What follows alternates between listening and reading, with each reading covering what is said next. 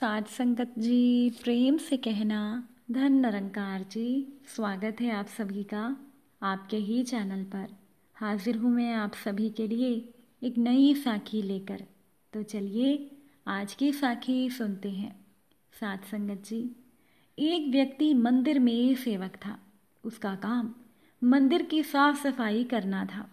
भक्तों और श्रद्धालुओं के द्वारा दिए गए दान में से थोड़ा बहुत उसे मंदिर के पुजारी द्वारा दे दिया जाता था। इसी से ही उसकी गुजर बसर चल रही थी। वो व्यक्ति अपनी जिंदगी से बहुत ही परेशान और दुखी था। मंदिर में काम करते करते वो दिन भर अपनी जिंदगी को लेकर शिकायतें करता रहता। एक दिन शिकायतें करते हुए वो भगवान से बोला कि हे ईश्वर, आपकी जिंदगी तो कितनी आसान है।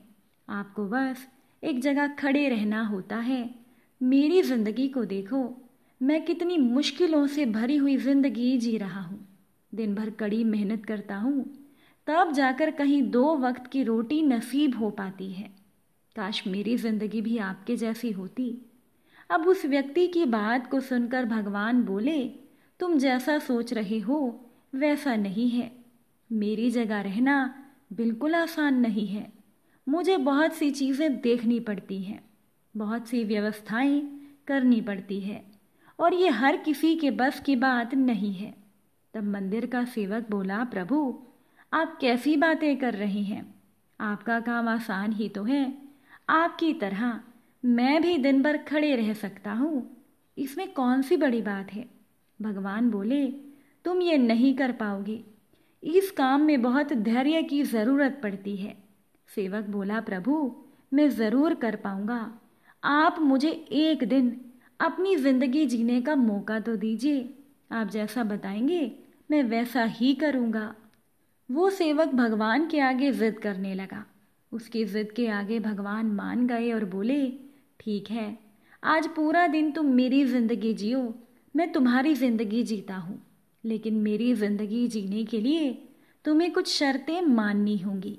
सेवक बोला, महाराज मैं हर एक शर्त मानने को तैयार हूँ। भगवान बोले, ठीक है, ध्यान से सुनो। मंदिर में दिन भर बहुत से लोग आएंगे और तुमसे बहुत कुछ कहेंगे। कुछ तुम्हें अच्छा बोलेंगे तो कुछ बुरा।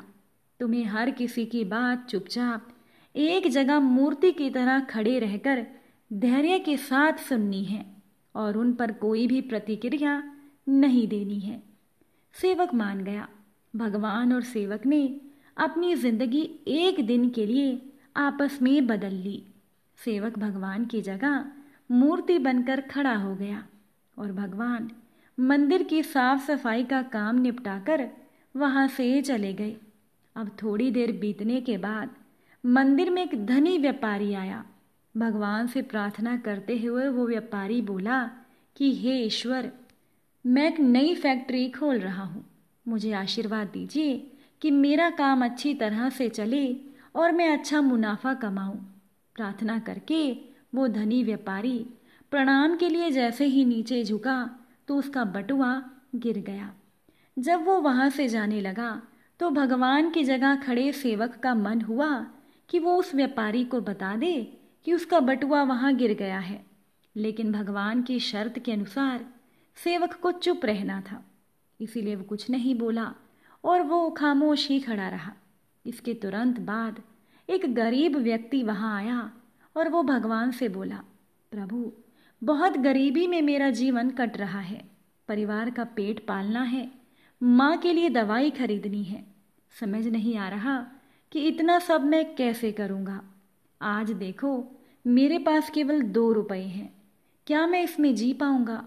अब आप ही कुछ चमत्कार करो, मेरे लिए धन की व्यवस्था कर दो।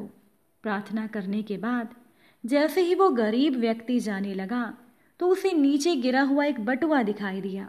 उसने बटुआ उठा लिया और भगवान को धन्यवाद देते हुए बोला, प्रभु आप तो धन्य हैं, आपने मेरी प्रार्थना इतनी जल्दी सुन ली। इन रुपयों से मेरा परिवार कुछ दिन भोजन कर सकता है, मेरी माँ की दवाई भी आ जाएगी।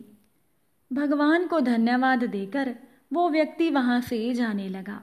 तब भगवान बने मंदिर के सेवक का मन हुआ कि वो उस गरीब व्यक्ति को कह दे कि ये बटुआ तो व्यापारी का है, उसे मैंने नहीं दिया, वो जो कर रहा है वो चोरी है। लेकिन वो सेवक चुप रहने के लिए विवश था, इसलिए मन मारकर वो चुपचाप खड़ा रहा। अब मंदिर में आने वाला तीसरा व्यक्ति एक नाविक था। वो नाविक 15 दिनों के लिए समुद्री यात्रा पर जा रहा था। वो भगवान से प्रार्थना करने लगा कि उसकी यात्रा सुरक्षित हो और वो सकुशल वापस आ सके। वो प्रार्थना कर ही रहा था कि तभी धनी व्यापारी वहां आ गया, और वो व्यापारी अपने साथ पुलिस को लेकर आया था। नाविक को देखकर वो व्यापारी पुलिस से कहने लगा, मेरे बाद ये मंदिर में आया है, जरूर इसने ही मेरा बटुआ चुराया होगा, आप लोग इसे गिरफ्तार कर लीजिए। पुलिस नाविक को पकड़कर ले जाने लगी। अब भगवान बने सेवक को अपने सामने होता हुआ ये अन्याय सहन नहीं हुआ। शर्त के अनुसार उसे चुप रहना था, लेकिन उसे लगा बहुत गलत हो चुका है। अगर मैं चुप रहा तो एक बेकसूर व्यक्ति को व्यर्थ में सजा मिल जाएगी। तब उसने चुप्पी तोड़ते हुए कहा, आप गलत व्यक्ति को पकड़कर ले जा रहे हैं।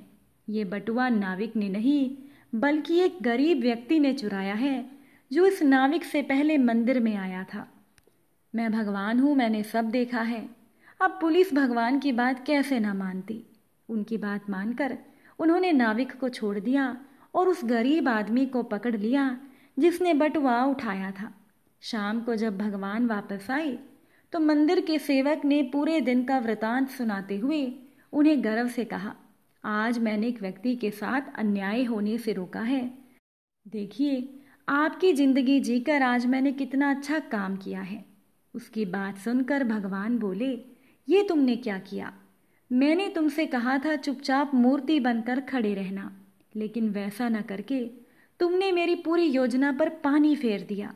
उस धनी व्यापारी ने बुरे कर्म करके इतना धन कमाया है, यदि उसमें से कुछ पैसे गरीब आदमी को मिल जाते तो उसका भला हो जाता और व्यापारी के पाप कम हो जाते।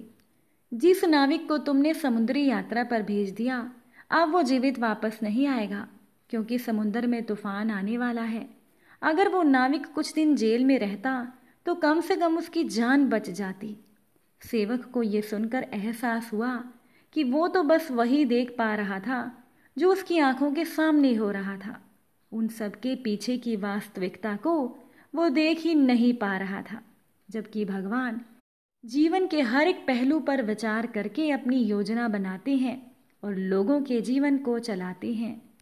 हम सभी भी भगवान की योजनाओं को समझ नहीं पाते, इसीलिए जब भी हमारे साथ कुछ गलत हो रहा होता है या हमारे हिसाब से कुछ नहीं होता तो हम लोग अपना धैर्य खोकर भगवान को दोष देने लगते हैं। हम ये नहीं समझ पाते कि उन सब के पीछे भगवान की कोई ना कोई योजना छिपी होगी। तो ऐसे समय में हमें भगवान पर विश्वास रखकर धैर्य धारण करने की ज़रूरत है। इसलिए चिंता ना करें। यदि आपकी मर्जी से कुछ नहीं हो रहा है तो इसका मतलब है कि वो भगवान की मर्जी से हो रहा है, भले ही देर से ही सही। इसीलिए भगवान जो भी करते हैं अच्छा ही करते हैं। अगर आपको आज की ये साखी अच्छी लगी हो, वीडियो को शेयर ज़रूर कीजिएगा। आप सभी से फिर मुलाकात होगी एक नई साखी के साथ। साथ संगत जी, प्यार से कहना, धन निरंकार जी।